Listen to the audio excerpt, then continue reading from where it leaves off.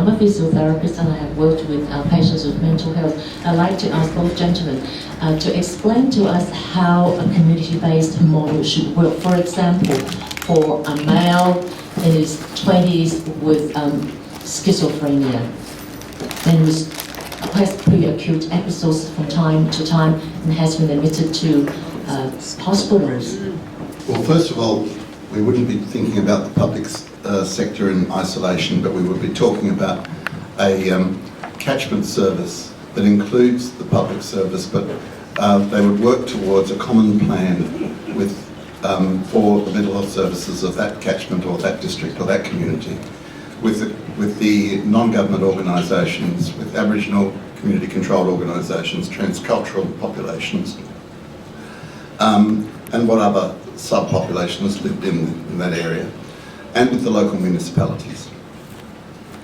Then we would try and form a, and we've had these working in the past, public mental health services that have both ease of entry by being based in the community, being available to go out on crisis call 7 days and nights a week, and to support individuals and families in their homes if they're reluctant to come in, or just to do a more comprehensive assessment on the person's own turf and terms. And then we would also, as well as having a crisis service and a continuity of care, case management or care management service, we would have some evidence-based teams which do specific jobs. So we would have an assertive community treatment team which looks after people who've had several episodes, several admissions to hospital, and who get into a sort of revolving door pattern. And to try and prevent that, to try and have an assertive community team that will work with that person and engage them on a 7-day-a-night basis with very low caseloads, so they can do this stuff with them and work not only on their clinical needs but help them with their functional needs as well.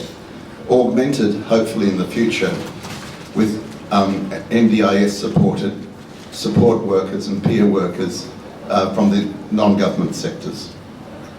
And then you would also have a respite centre. We have these, in fact, in New South Wales, but they're mainly in country areas. So I work with Aboriginal communities in the far west of the state.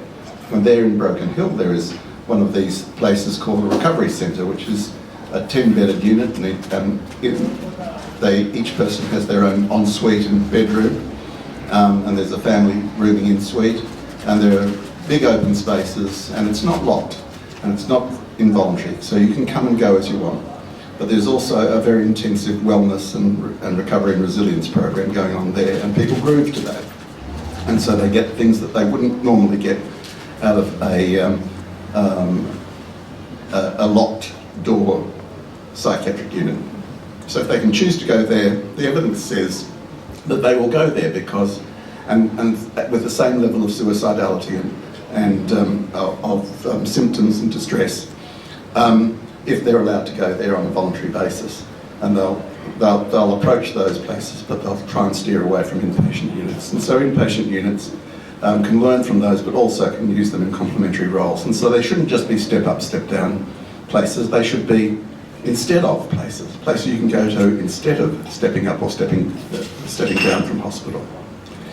And then you do need an array of rehabilitation services where people can feel they can drop in and find a community of identity, people who are going through the same things as they are, and also having a recovery outlook, but also people at different stages of recovery to peers to learn from. But as well as those things, we need an early intervention team in every catchment, in every local health district.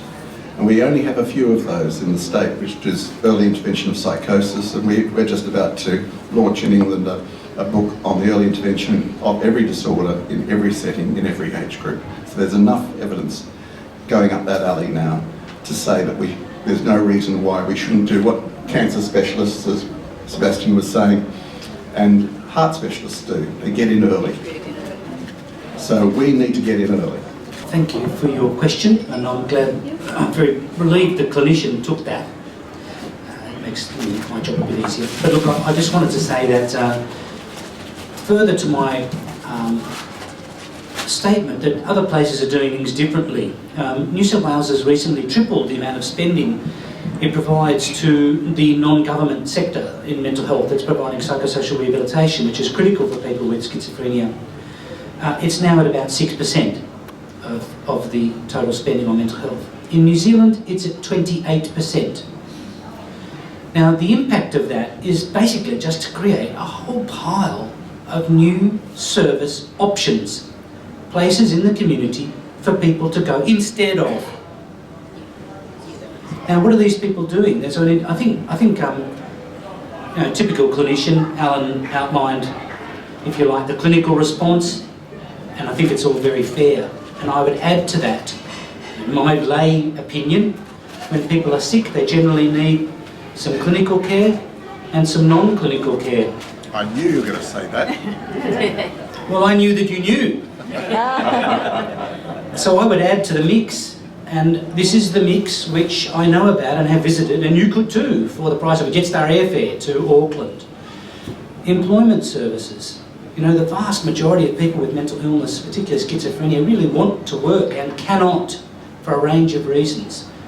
Vocational rehabilitation, making sure they have housing support so they don't lose stable housing. Educational counselling for people to stay connected to completing their studies. These are critical things which keep people on a trajectory towards a good life.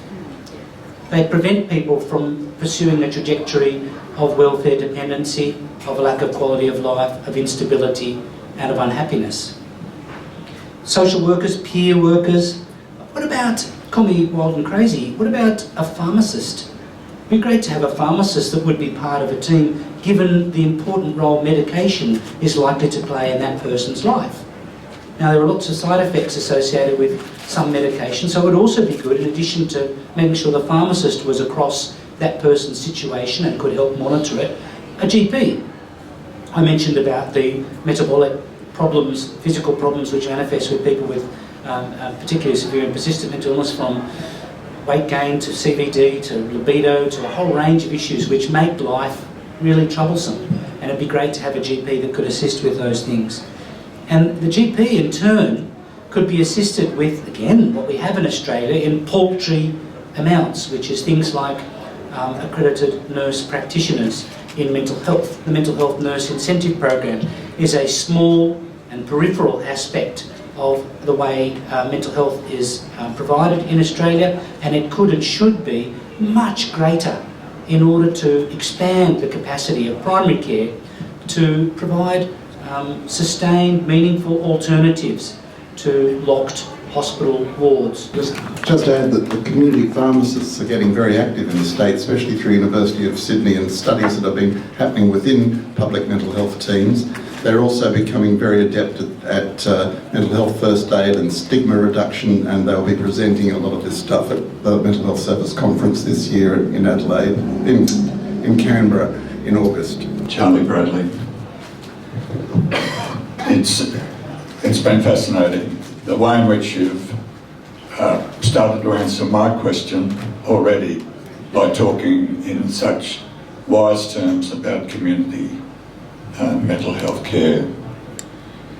My question is around, or wanting you to discuss a little bit more about whole of government approaches, even a notion of, and if you can deal with the Commonwealth and state, but does local government have a role? Certainly the community has a role, should it be through local government or the arrangements in community health. But my main concern is, I come from an educational background. The role of education in mental health is also an area of difficulty. A particular issue that I'd like you to consider and perhaps apply to Wilcannia. Julia Gillard must have been really badly advised to institute this high-cost testing program as shown in that plan, because it wears away at the mental health of our youngest and most vulnerable people. Talking about early intervention, the earliest intervention, it seems to me, may very well be adverse to effective mental health. Could you comment about the whole of government, you know, the relationship between education and health and so on? Could I have an easier question, please? That would be great. I appreciate what you asked, Charlie, and frankly, it's too hard. Well, that's a good answer. No, look, I am being facetious, I suppose, but this is a real issue. We're facing a real issue in terms of the split of responsibilities between the feds and the states, and indeed local government. There's been a great deal of take-up. So to answer that question first in terms of local government, there's been a great deal of interest by some local governments, and once they see what's possible, they generally are very eager adopters of things like health promotion type activities. And I call your attention to a terrific evidence-based Australian program called Act, Belong, Commit, which is all about health promotion activities, mental health promotion activities that communities can take, and it is big in a few wheat-belt towns in Western Australia. That's the extent of its implementation. It has been proven to be very effective in terms of mental health promotion in those communities, engaging people who have a mental illness and people who don't in things which are good for your mental health, like going for a walk, like gardening, like being together, like whatever the community wants to do. This is evidence-based approach, and the extent of the take-up in Australia has been in a couple of towns. In terms of more broadly, you have interest from all of the portfolios, I would have said, across all of the governments in terms of trying to do something. There's now an increasing recognition of the cost of mental illness. In the course of some work that my colleague Phil Gander and I did for the New South Wales Mental Health Commission a couple of years ago, we came across a study that had been done by one of the large accounting firms for the Department of Family and Community Services here in New South Wales, which found that they notionally spend $1.4 billion of the fax budget on people with mental illness in their portfolio, which actually at that time was larger than the mental health budget. So, you know, there's a level of understanding about things. However, you still reach the sort of silo approach, which is a real danger and a real blockage. It's what my colleague John Mendoza calls the shower head effect, where there's little streams of funding which come down, and you might get hit by one, you might get missed by another one, this one goes over here, this one goes over here, and so there isn't the kind of connection, the kind of approach that you're looking for that would make sense. And I think particularly when resources are so limited, you really need to be making the most, capitalising on them and trying to get the most bang for buck. So that, I think, is part of the reason why you look at, in New Zealand, at some of the work that's been done in trying to create conglomerates of NGOs that will work together to cover employment and psychosocial and clinical services. And I suggest when you go home you might like to Google the WISE group and have a look at WISE and see the portfolio of services that they offer in Auckland to people with mental illness, severe mental illness. You would also be aware of several initiatives aimed at integrated care and other things like that. Again, calling for integration just of health services. Health, of course, is terrible. Health is famous for dividing up people into body parts. And the idea that you can create a split between here and here is bizarre, but that's what we do. You have a mental health plan, you wouldn't have a physical health plan. You know, there's cancer, there's CVD, there's a whole range of things. I also wanted to mention one of the things which is around now is this penchant for something called social bonds. And again, there's this idea about trying to aggregate services in different ways to break down silos by engaging different funders with some government incentives to do so. So people are looking for that. The COAG agreement was supposed to be about joined up government, but in fact each government did whatever it wanted to do. That's the best I can give you, Charlie. I'm sorry. That's more than enough. Okay. I'd just like to add to that I think there have been earnest attempts throughout the education system and from early life as well, first of all to educate young mums or prospective mums in terms of the possibility of perinatal disorders. and how to deal with those and how to get access services for those, but a lot of those pilot programs have now been defunded by the Commonwealth. So there are attempts, but they don't last too long. And then there's been a sustained program of education, all of school, all of curriculum program called Mental Health Matters, which has been rolled out throughout the personal development curriculum with publications, and so I think that's been an earnest attempt to destigmatise, but also these generations of young people are willing to talk about mental illness. They don't hide it like we used to in our generations, and they are much more willing to talk about it and look out for their friends. But the problem is that when their friends get into trouble or they get into trouble, where are the services without a waiting list? Where can they go where that they can A, afford, that they B, can go to confidentially if they don't want to tell their parents or families about it yet? And where are the, even some places you just can't go to a GP because the GPs have closed their books, or that they will not bulk bill.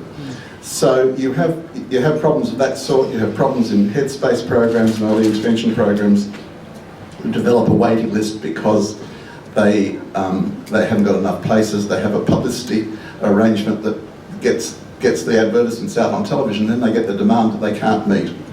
And we've had to work with them to say, look, at least do an assessment first, work out the urgency, just like an emergency department would do.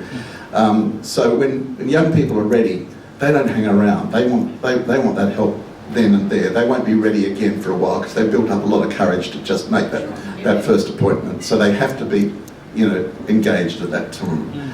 Same thing with drug and alcohol resources. And that's throughout life with drug and alcohol resources. We educate people to, even when they're having trouble with drug and alcohol, go and get some help, get detox, get into rehab programs. Where are those rehab programs? You're on many months of waiting lists before you get into them. So rather than taking such a punitive approach, we could take another leaf out of New Zealand's book and make sure that we have enough rehab places.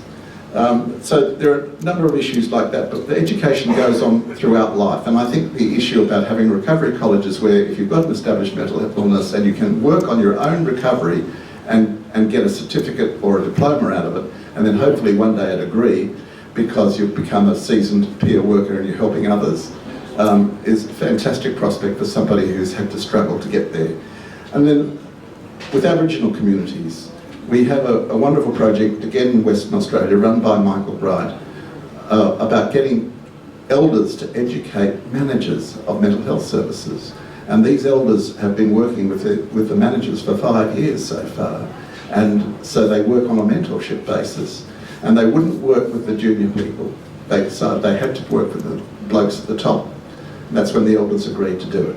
And both of them have co-presented at the Mental Health Service Conference in the last year, and was probably the most memorable thing that happened there for lots of people. So, and I think they're going to present again this year, but it's very important that we get those sorts of mentorship arrangements going. And I think the final thing is, out of these things, we should be building, not just in terms of whole of community, we need a social movement, a coherent social movement. It's not good enough just to listen to us people from either policy or the clinical world beefing about what's going on. It really needs to be taken up by the people who it affects, and I think the family movement and the community as a whole, because it affects us all. In all our families, we have people who've had mental health troubles.